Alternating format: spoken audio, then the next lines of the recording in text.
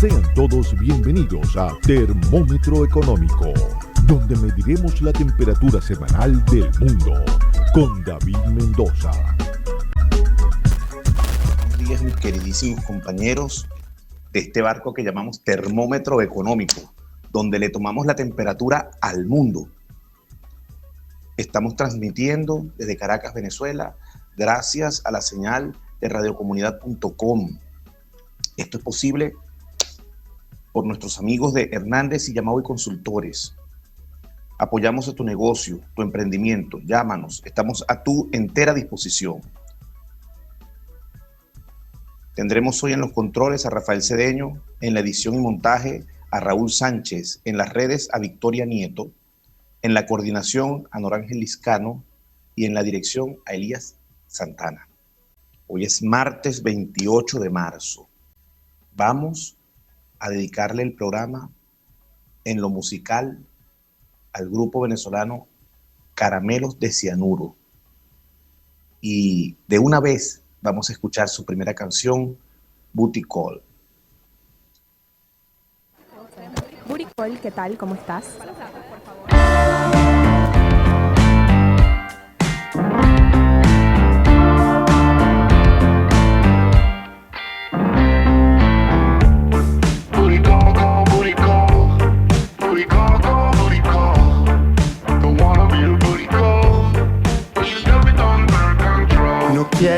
No quiero ser su booty. Ella juega conmigo como Call of Duty.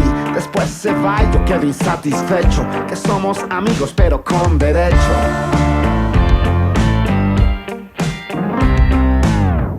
Ella me considera feminista.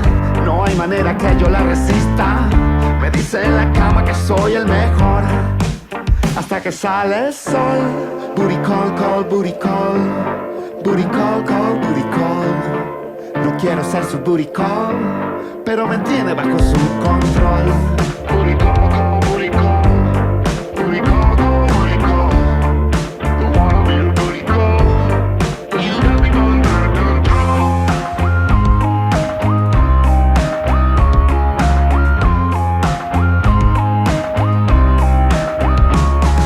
Cuando la noche termina y el sol ilumina la habitación, entra el olor a mañana por la ventana, por el balcón.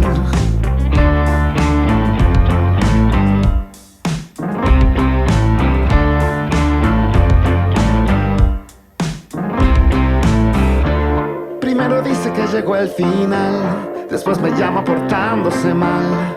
No quiero ser su booty call, pero me tiene bajo su control. Booty call, call, booty call. Booty call, call, booty call. Don't wanna be a booty call. You got me under control.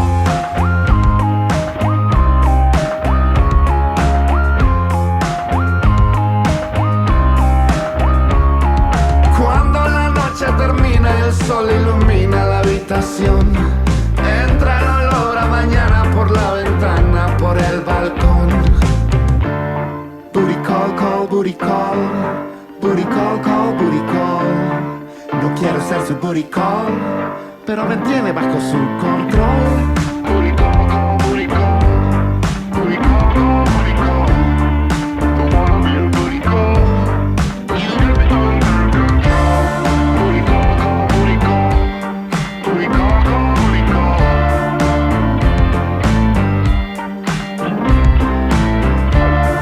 Booty call, call, booty call. Booty call, call, booty call.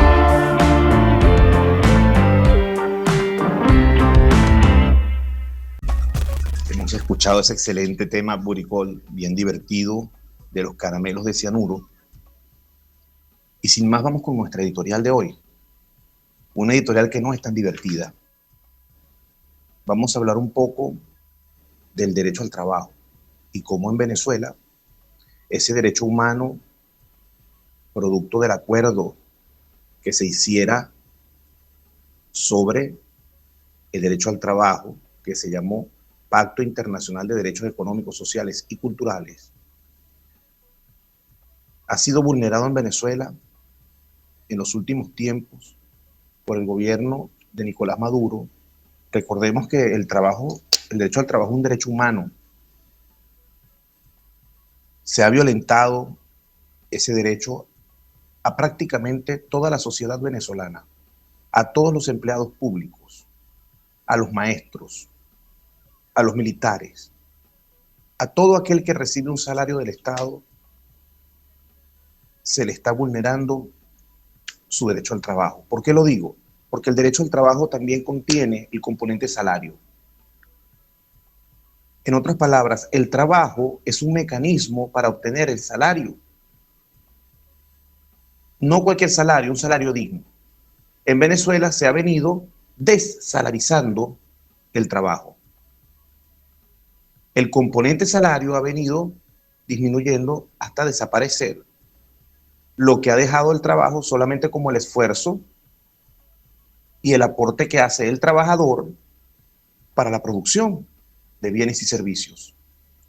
Sin embargo, el componente salario ya no está presente. Cuando decimos que alguien está trabajando y gana $5 mensuales, eso no es un salario. No solo no es un salario digno, es que no es un salario. Eso no representa un salario. Eso es un pago ni siquiera simbólico. Un salario digno es un salario que permita al trabajador vivir con dignidad, atender la manutención básica suya y de sus familiares. Y $5 no cubre la canasta básica de 2 personas, ni siquiera de una persona. De tal manera que ha sido vulnerado el derecho humano al trabajo en Venezuela de forma sistemática y masiva a través de la emisión de dinero inorgánico que realizó el gobierno en los últimos años, que generó luego una hiperinflación y que dejó el salario rezagado progresivamente hasta llevarlo a lo que hoy es. Los maestros, los funcionarios, los empleados públicos y los diferentes gremios siguen en la calle protestando por su salario digno, justo. El gobierno dice que no tiene dinero con que pagar estos salarios. El eslogan de la salida a la calle de ayer fue: no, hay dinero para robar, pero no hay dinero para pagar. Tienen toda la razón del mundo. Tienen toda la razón del mundo. ¿Cómo se acabó con el salario en Venezuela?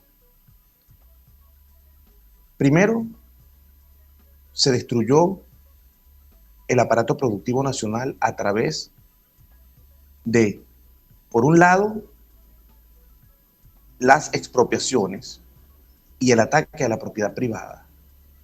Por otro lado, la política de emisión de dinero inorgánico, es decir, una política monetaria expansiva y de bajas tasas de interés, acompañado de una política cambiaria permisiva, promotora de las importaciones a través de la sobrevaloración del bolívar. Se emitía dinero inorgánico y luego se inyectaban dólares en la economía para refrenar el valor del dólar, lo que hacía que el bolívar se encareciera, se rezagara con respecto al valor que debería tener, produciendo un dólar barato que estimulaba las importaciones y desestimulaba la producción nacional. Este es el único gobierno del mundo que promueve la conversión de productores a importadores. Eso acompañado luego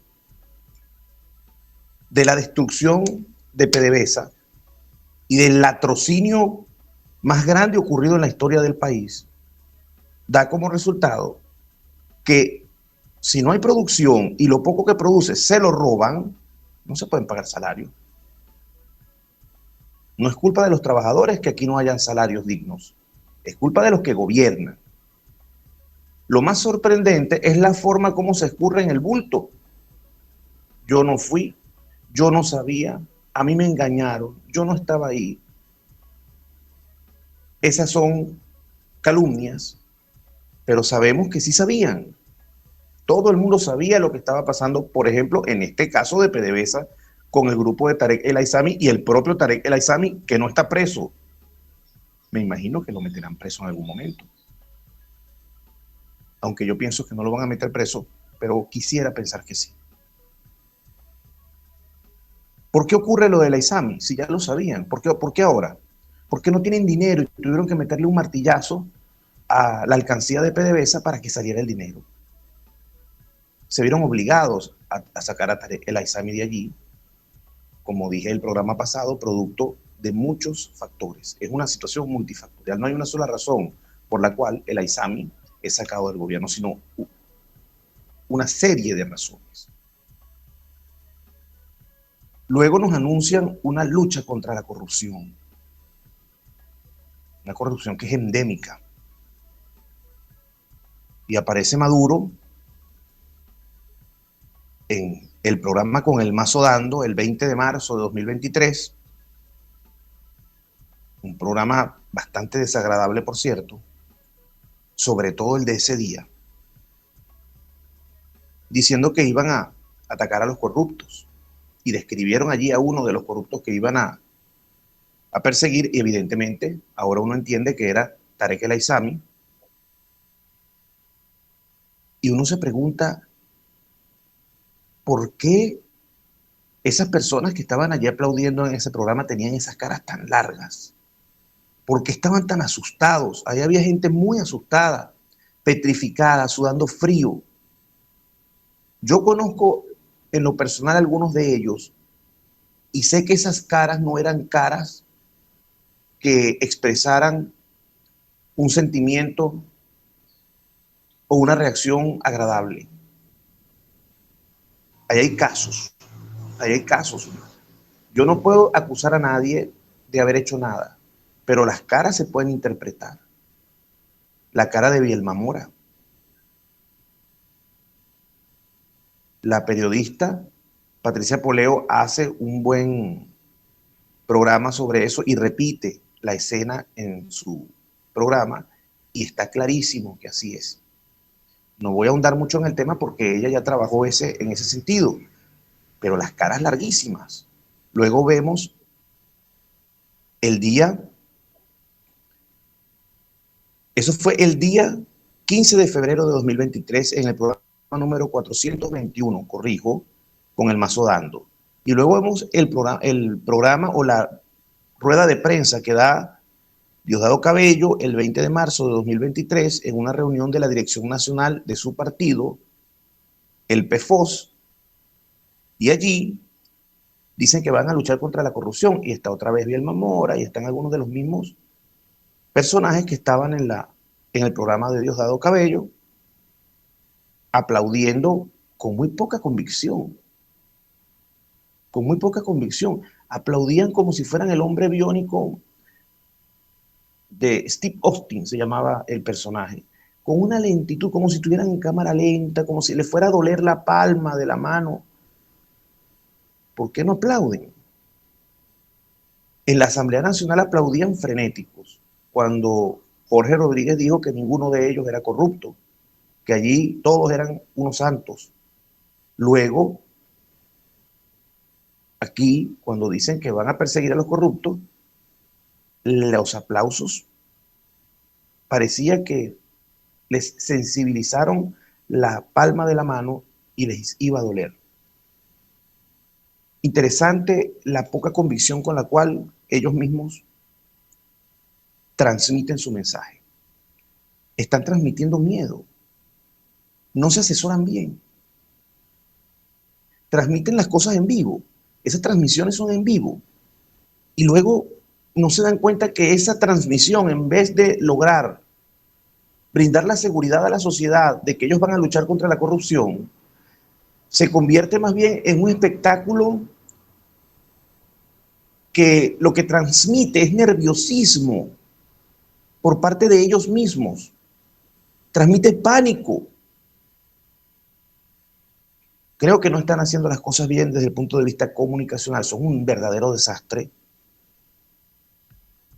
Uno dice desde el punto de vista comunicacional porque es de lo que estoy hablando, pero en realidad son un desastre en la administración, son un cáncer pestilente. Es la verdad. A mí no me gusta hablar en esos términos, pero es lo que merecen, sobre todo cuando uno evalúa las declaraciones y los llamados que hace la señora Santaella, ministra de Educación de un país donde en un gobierno como el de Rómulo Gallegos, el ministro de Educación era el doctor de la Universidad Central de Venezuela, un doctor de verdad, un investigador del área social de verdad, no un doctor de estos, porque hay también doctores honoris causa de verdad, pero no como estos honoris causa que tenemos en Venezuela del partido del PSUV. Todo el mundo sabe a quiénes me refiero. No, un doctor de verdad, Luis Beltrán Prieto Figueroa, que era ministro de Educación de Rómulo Gallegos. Uno voltea y veía a Maduro y después uno ve a Santaella y uno dice, oye, vale, pero este es el país donde gobernó un hombre como Rómulo Gallegos y su ministro de Educación era el doctor Luis Beltrán Prieto Figueroa. Y ese es el mismo país donde ahora gobierna Nicolás Maduro y su ministro de Educación es esta señora que se atreve a decir que los maestros trabajen por convicción. Es que el trabajo tiene que venir acompañado del componente salario para hacer trabajo. Si no tiene el componente salario, no es trabajo. En algunos casos es un pasatiempo, pero cuando tú realizas la actividad con el objetivo de ganarte la vida, de cubrir tus necesidades básicas y las de tu familia, eso no es un pasatiempo. Por tanto, debe haber una contraprestación para el trabajador. Si no la hay, se llama esclavitud. En Venezuela, la sociedad ya está en unas condiciones donde hay algunos elementos que pudieran interpretarse o que pudieran dar a interpretarla como una condición de esclavitud. La señora Santaella pretende formalizar la esclavitud en Venezuela y lo único que falta es que nos caiga a palos, que nos dé con un rejo. Yo no sé cómo esta señora puede ser ministra de Educación de Venezuela. Venezuela no merece este gobierno y no merece ese presidente y no merece a esa ministra de Educación.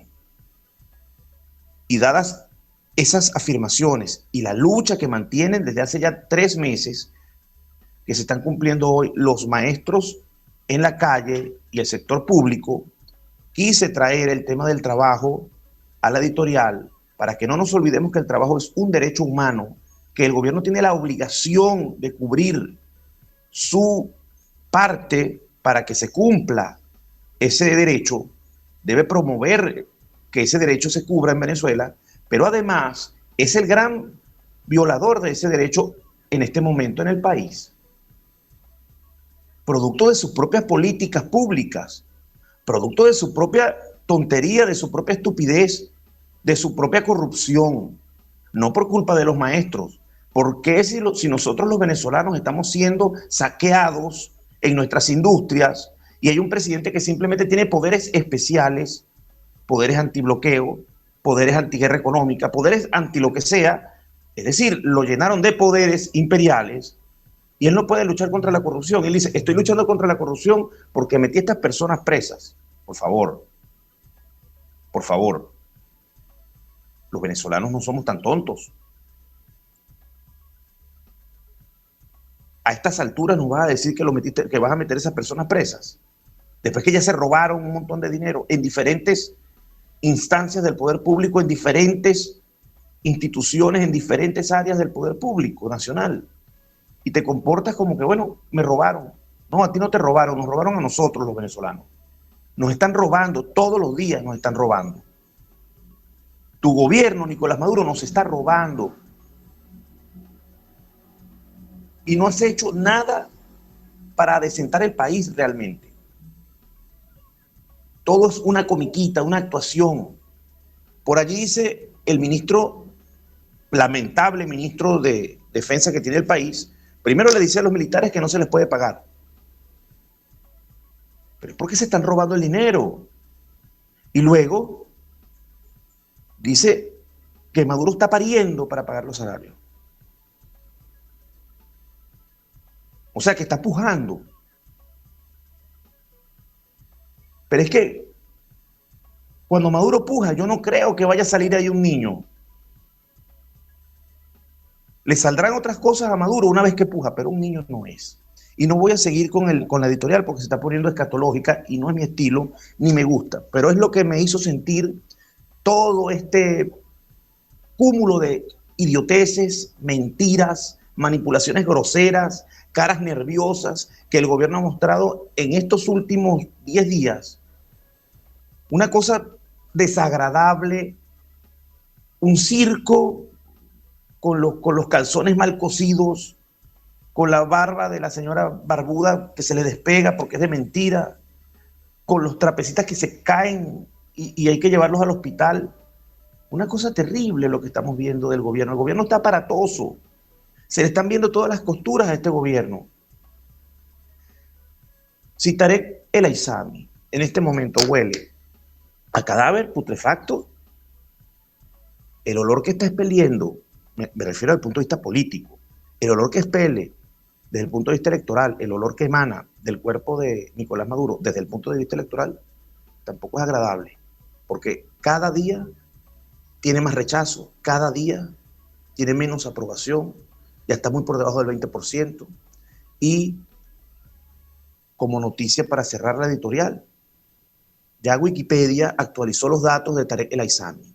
Si revisamos en Wikipedia, está toda su biografía y en el último párrafo dice: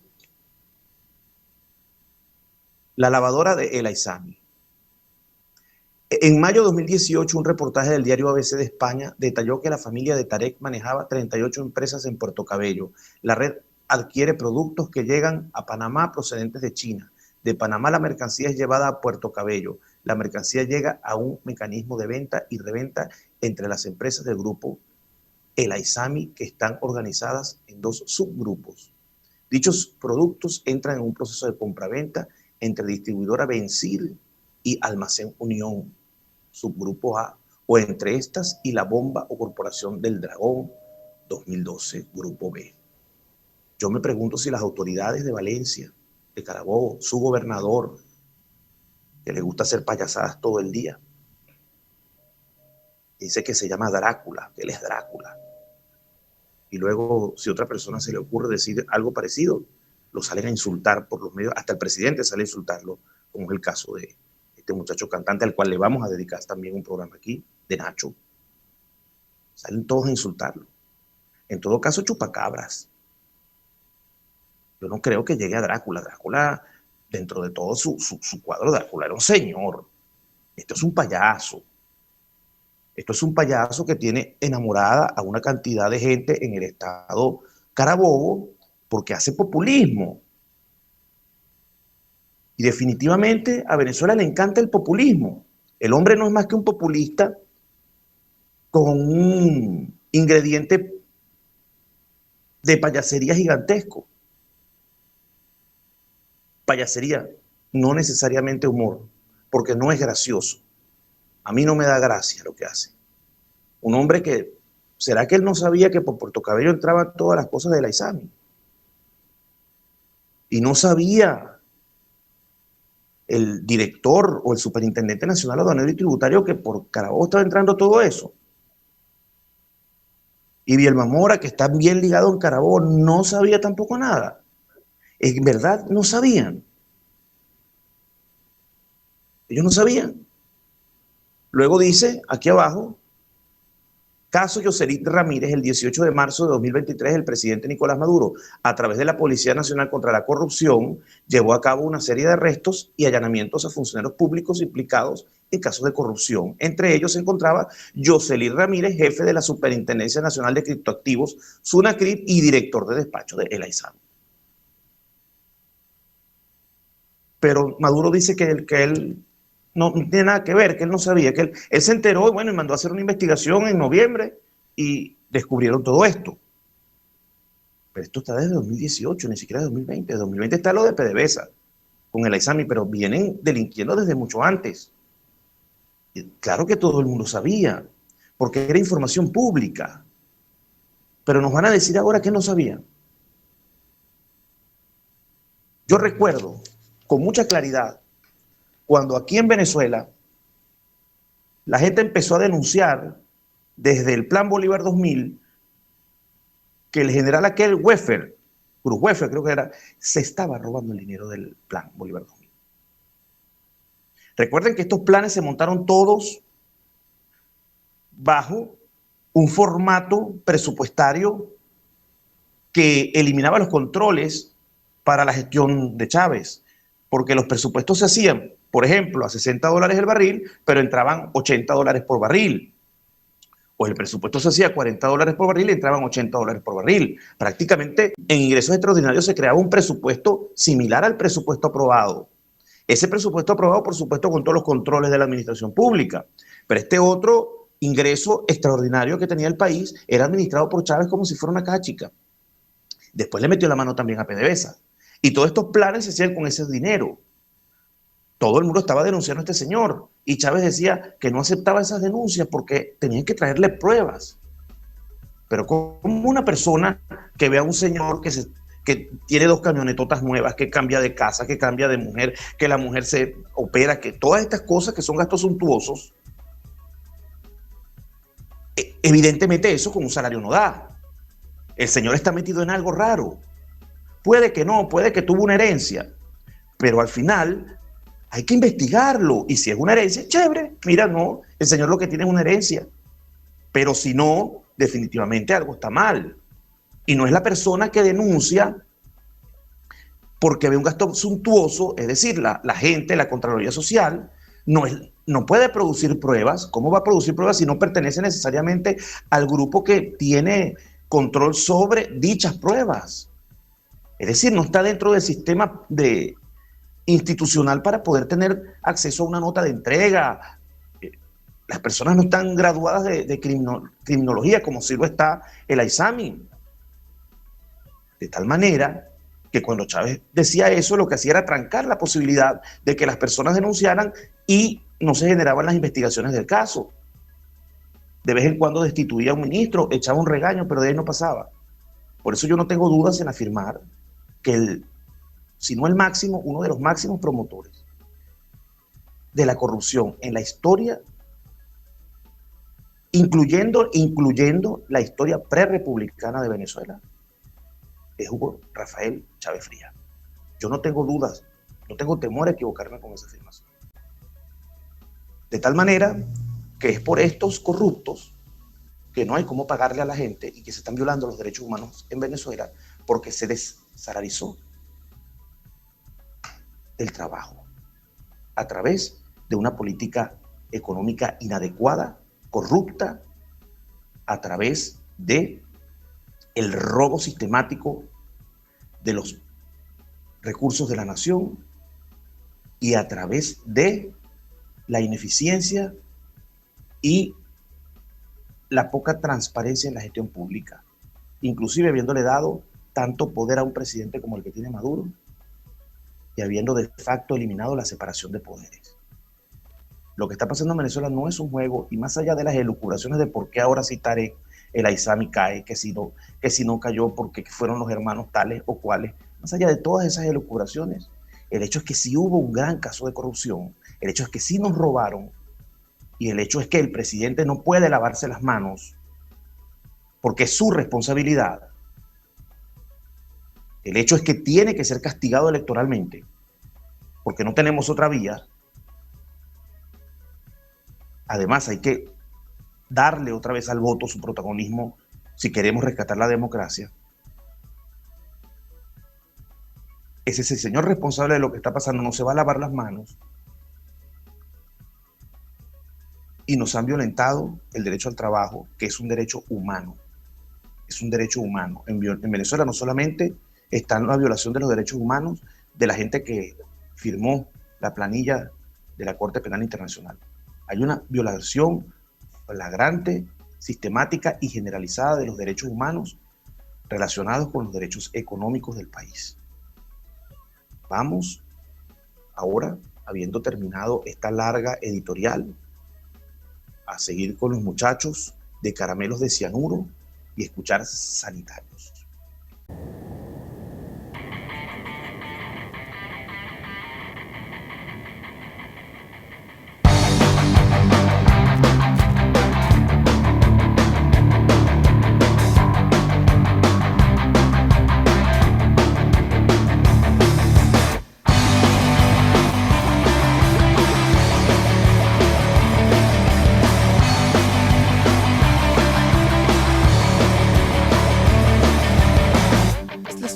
Coloca frente a frente aquí hoy. Sé que no has venido sola, yo tampoco lo estoy. Todo el mundo está observando nuestro encuentro casual. Yo sé bien que está mal, yo sé bien que está mal. Con la música tan alta no hay comunicación. Que no vamos a algún sitio donde estemos mejor. Si nos desaparecemos de este evento social, puedes ver que me brillan los ojos. Te veo en 10 minutos en el fondo de los sanitarios. Nuestro encuentro es justo y necesario. No soporto tenerte lejos. Quiero hacértelo frente al espejo. Siempre te has desinhibido ante los actos prohibidos. Si tú sientes lo que siento, aprovechemos el momento. Son las cosas tontas que me hace decir el alcohol. No puedo sino pedirte 1000 veces perdón. Además en algún sitio alguien te debe esperar. Te quiero atrasar. Parecería justo que admitieses también. Cuando estuvimos juntos lo pasamos muy bien.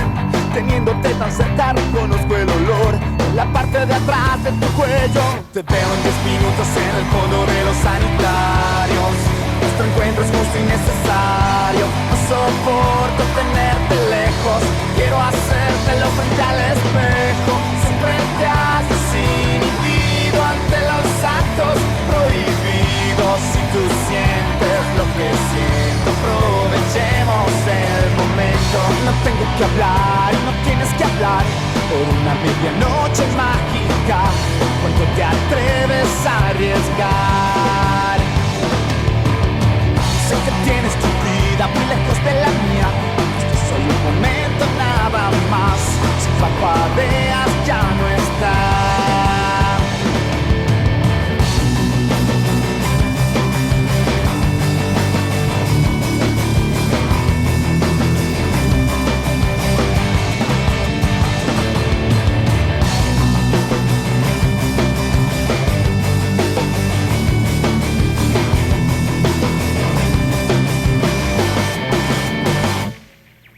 Te veo en 10 minutos en el fondo de los sanitarios. Nuestro encuentro es justo y necesario. No soporto tenerte lejos. Quiero hacértelo frente al espejo. Siempre te has desinhibido ante los actos prohibidos. Si tú sientes lo que siento, aprovechemos el momento.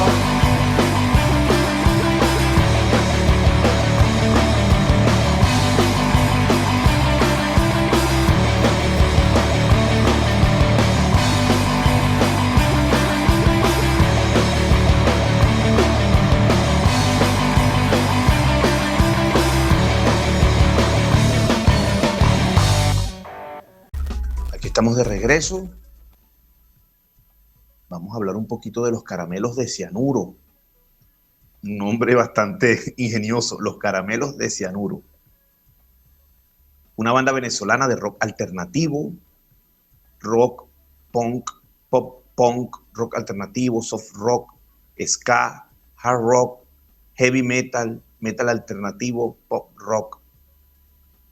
Empezaron en 1989, están activos, sus miembros, los que han sobrevivido después de muchos cambios, porque han entrado y han salido miembros, están Asier Casalis, que es su vocalista y bajista, y está Pavel Telo. Han pasado por allí Miguel Ángel González, Pablo Martínez, Luis Barrios, Alfonso Tosta y Antonio Pinto. Son un grupo bien importante y significativo y representativo de lo que es el movimiento de bandas en Venezuela, específicamente en Caracas. se hicieron de una reputación a punta de trabajo, sacaron discos maravillosos como Miss Mujerzuela, el cual fue también criticado, pero tuvo algunas canciones muy bonitas. Frisbee, la historia, 2002-2006, Flor de Fuego, Caramelos de Cianuro, luego muere asesinado su representante y siguen trabajando en los huracanes del control. Yo recuerdo haber visto la promoción de ese disco el año pasado. Debo también hablar un poquito de Asier Casalis.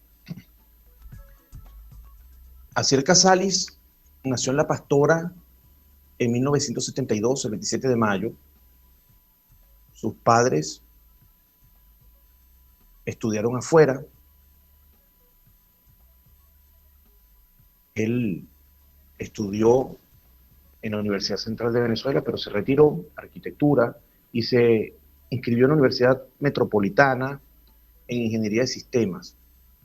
Y puedo dar fe de que es cierta esa información porque yo no lo conocí personalmente, pero lo vi caminando por la universidad antes de que él fuera famoso. Era un estudiante más de sistemas de la Universidad Metropolitana, donde yo también estudié en esa misma época. Yo entré en el 91 a la universidad y él estaba, me imagino que desde el 90. Ahí nos vimos en los pasillos. Yo entré en el 91, él debe haber entrado en el 91 también o 92 porque venía de la central. Y ahí nos vimos en los pasillos muchas veces, en las plazas las hermosísimas plazas, las hermosísimas áreas de la Universidad Metropolitana, valga la cuña para la universidad, a la que le tengo tanto cariño, tanto aprecio. Hay dos universidades que yo le tengo mucho aprecio, la Universidad Metropolitana y la Universidad Santa María, en la cual hasta hace muy poco estuve ejerciendo la docencia, tanto en posgrado como en pregrado. Vamos a medir la temperatura. Hemos decidido calificar, puntuar en grados centígrados la temperatura de los temas con los que hablamos. Si tuviéramos que ponerles la temperatura, medirle la temperatura, le ponemos el termómetro a la molestia de Venezuela con respecto al tema salarial y al tema de los robos y la corrupción en el gobierno, temperatura 39-40. Si tenemos que medirle la temperatura a Maduro como candidato político, como candidato electoral presidencial en Venezuela y sus posibilidades para ganar elecciones, eso tiene fiebre, eso él no está bien. Está enfermo, está cayendo, todos los días cayendo en las encuestas, está cayendo enfermo, con un fiebrón. Y la molestia que tiene la sociedad con este gobierno, 39-40, está rozando el 40. Estaba en 39, empezando el año ya va por 40. Si tenemos que tomarle la temperatura a la calle venezolana, está en 38,5, pero promete ponerse mejor. Si tenemos que tomarle una temperatura a las primarias están en 36,5 por allí, 35, 36,5, 36, por allí van. ¿Por qué? Bueno, porque están en su condición natural, generando una expectativa moderada y que tiende a crecer, es decir, una expectativa moderada creciente. Vamos a nombrar también otra serie de temas que hemos preparado para el día de hoy, cosas muy importantes que están ocurriendo y que las voy a nombrar brevemente, no sino por cuestiones de tiempo, pero que son muy graves. Por ejemplo, hubo una explosión en una instalación de migrantes en Juárez, México, donde habitaban algunos venezolanos, la mayoría de ellos, pero todas las muertes, ahí estaban centroamericanos, etcétera, pero claro, la mayoría era venezolano. Hay una cantidad de muertos importantes. Lamentamos mucho esta noticia. Por otra parte, hay un tema con En Estados Unidos siguen con el problema de las armas de fuego, de asalto, y entran entonces personas a las escuelas o niños armados. Ahorita entró una señora de 30 y algo de años y le disparó a 6 personas y mató a los 6. 3 eran niños de 9 años. Eso es en Nashville, Tennessee. Grave esa otra noticia. Por otra parte, si revisamos la información económica de CNN, hay una noticia muy interesante. Dice que el primer ministro chino recibe en Beijing a representantes de Fortune 500. No, China quiere estrechar lazos con los inversionistas norteamericanos. Aun cuando esté la tensión con el gobierno de Estados Unidos, quiere estrechar lazos con el capital estadounidense, con los inversionistas estadounidenses, con los empresarios estadounidenses. Asimismo, si vemos BBC News, BBC, hay un problema en Francia con el tema del fondo de retiro. El titular es: el presidente de la República, se refieren a Macron, se burló de nosotros. Hay unas protestas masivas porque la gente no está de acuerdo con la aprobación de esa ley que se acaba de aprobar en esa materia en Francia. Hay un tema también en otros medios, como el New York Times, que están generando la inestabilidad en la banca en el sistema bancario norteamericano y por supuesto internacional. Por otra parte, el Banco Mundial dice que vamos a una década perdida en materia de desarrollo económico si no hacemos algo para cambiar las cosas, porque no hay crecimiento económico significativo esta década y por supuesto que los objetivos que se habían trazado, inclusive por la Agenda 2030, no van a ser cubiertos de manera satisfactoria, al menos, de manera parcial al menos. Sin más, vamos a seguir escuchando a Caramelos de Cianuro con Las Estrellas, que es una canción hermosísima.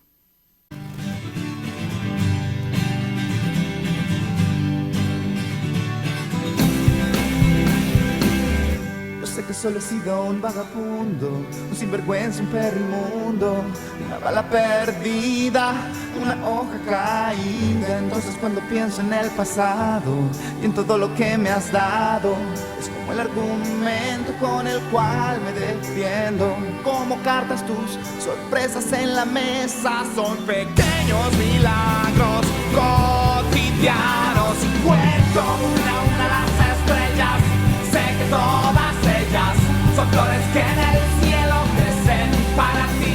Y así vas ascendiendo a las alturas.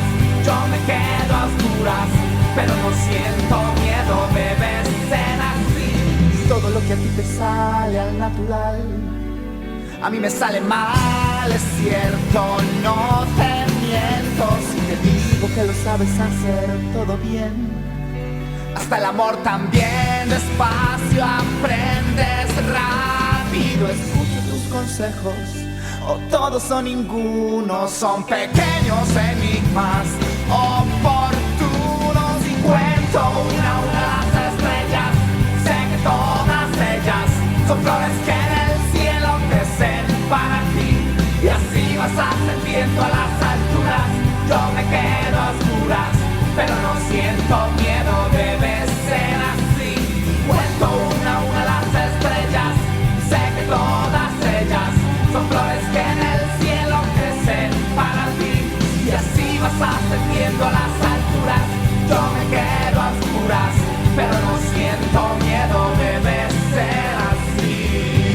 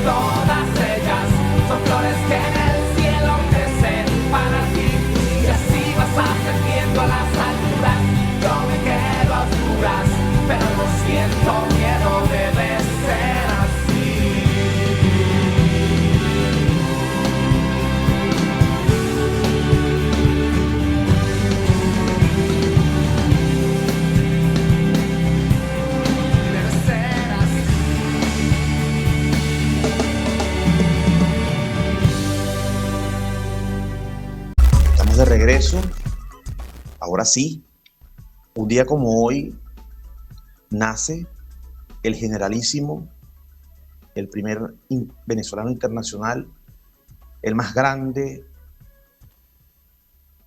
militar que ha luchado en guerras de independencia, como fue la de Estados Unidos, como fue la guerra de independencia venezolana, como fue la francesa, la guerra francesa, allá está en el Arco del Triunfo, en la Revolución Francesa. Y bueno, el generalísimo Francisco de Miranda, Sebastián Francisco de Miranda y Rodríguez Espinosa, apodo el precursor, el gran americano universal, 28 de marzo de 1750 en Caracas, Venezuela. En Caracas, Venezuela, suena sabroso. Muere el 14 de julio de 1816, a los 66 años, en San Fernando, España. Hay una pintura famosísima de Miranda en la Carraca. La causa de la muerte, accidente cerebrovascular. Se dice que probablemente lo sepultaron en la provincia de Cádiz, aunque es desconocido. Medía 1,78. Su lealtad con la Primera República de Venezuela, con Francia, con Estados Unidos y con España. Estuvo en la infantería y en la caballería. Grados militares: generalísimo, teniente general y almirante en jefe de Venezuela, mariscal de Francia, capitán y coronel de España, coronel de los Estados Unidos de América y Rusia. Conflictos: guerra de independencia de los Estados Unidos, guerra revolucionaria francesa, guerra de independencia de Venezuela, guerra de independencias hispanoamericana. Distinciones: nombres inscritos bajo el Arco del Triunfo de París. Un hombre, siempre se dice que de origen canario, que su familia tenía una panadería, que le compraron el primer título, que era lo usual, el primer título militar.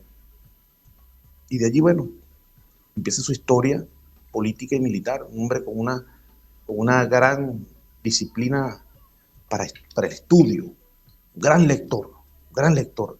Hay ilustraciones de Miranda que está sobre una montaña de libros, un gran lector, un gran luchador por la independencia. Además está decir que, bueno, pertenecía a la francmasonería, como casi todos los de la época que estaban en este tipo de situaciones. Un hombre también que gustaba de las mujeres, de compartir con las damas.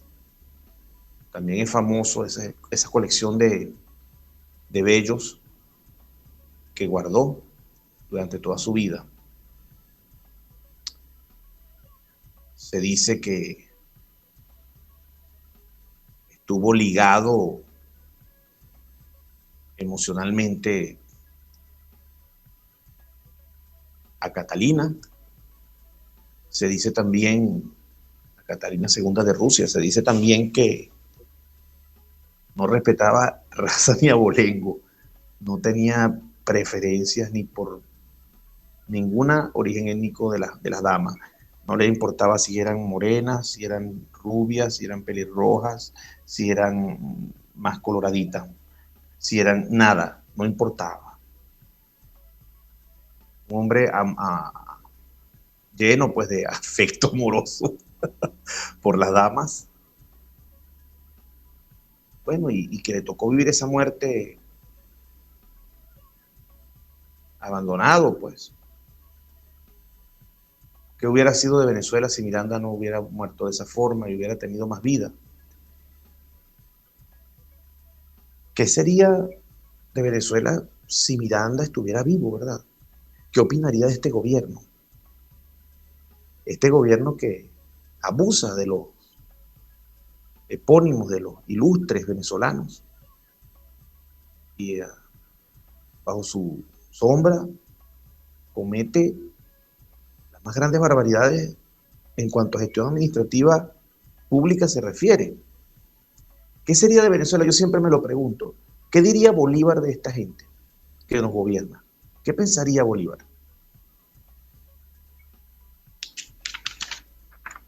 Efemérides. 1933, el Parlamento alemán confiere poderes dictatoriales a Adolf Hitler. Un día como hoy, hablando de poderes imperiales dados a un presidente. De allí no sale nada bueno. De allí salió Hitler y de allí sale esta situación terrible que está viviendo nuestro país, Venezuela. 1871 se instala la Comuna de París en Francia, el gobierno popular revolucionario. 1895, y esta es una noticia increíble, los hermanos Lumière presentan su invento, el cinematógrafo, para todos los que amamos el cine. 1920, en Estados Unidos se da el derecho al sufragio para las mujeres, pero solo para las blancas, no para las negras. Y en 1936 hay otro lanzamiento, el 28 de marzo de 1936 también nace otra persona ilustre y que aún está viva y que podemos disfrutar de su obra, de su maravillosa obra, el señor Mario Vargas Llosa, peruano de nacimiento y de doble nacionalidad, también español. Mario Vargas Llosa para el mundo, La ciudad y los perros y toda esa obra maravillosa que él ha escrito, recientemente nombrado miembro de la Real Academia de la Lengua Francesa, de la Academia de la Lengua Francesa, y siendo el único o la única persona que ha sido nombrada que no tiene obras escritas en francés. Imagínense la importancia que tiene para el mundo este premio Nobel, premio Rómulo Gallegos, premio Planeta, tiene todos los premios de literatura posibles.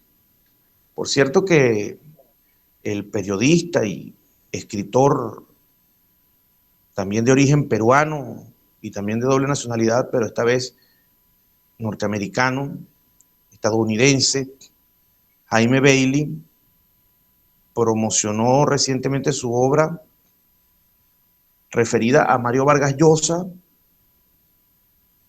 y al Gabo, a Gabriel García Márquez, el colombiano, de 100 años de soledad, entre otras muchas obras, titulada Los Genios. Entonces, aprovecho para hacerle también una cuña gratuita, aun cuando este programa no tiene el alcance que tengan los programas de ellos. Mario Vargas Llosa, un grande de la literatura sin duda, pues nació hoy también, lo celebramos que exista, celebramos su activismo político, compartimos con él una buena cantidad de ideas, otras no tanto. Nos encanta que nos haya dejado esa obra y que ojalá siga escribiendo y que siga llenando de literatura a un mundo que la necesita cada vez más. Por allí dicen, y con esto cierro el comentario, que la inteligencia artificial va a acabar con todas las profesiones, incluyendo la de escritor. Yo reto a la inteligencia artificial a que tenga la maestría de un tipo como Mario Vargas Llosa escribiendo. Yo reto a los programadores. Si eso fuera fácil, si eso fuera algo sencillo, si todos tuviéramos esa inventiva, nosotros no estaríamos tan emocionados y agradecidos con Mario Vargas Llosa, porque todos lo podríamos hacer. Precisamente el asunto es que no todos tenemos ese talento que tiene este gran hombre que se llama Mario Vargas Llosa.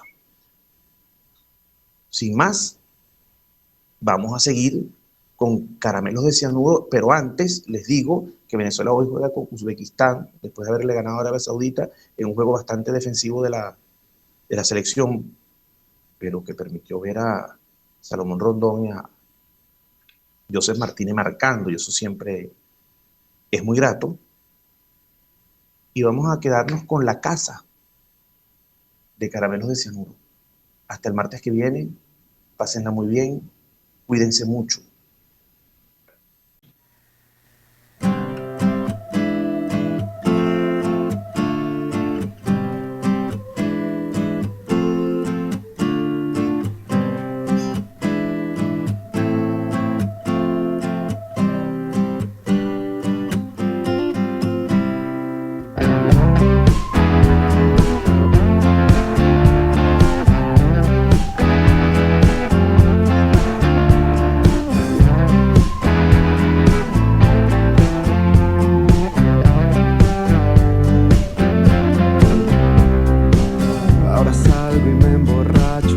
la noche hacerse el día. Desayuno con un cacho y con una fría.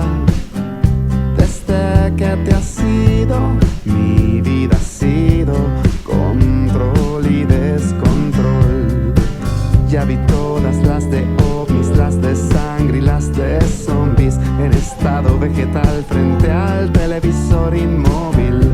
Cada noche es más negra y ya no me alegra ni el alcohol, porque esta casa ya no es un hogar. Desde que te fuiste sola y triste, paredes frías, camas vacías, siento sin tu aliento el tiempo lento, porque esta casa ya no es un hogar. Desde que te fuiste sola y triste, paredes frías, camas vacías, tanto tengo y tanto me arrepiento.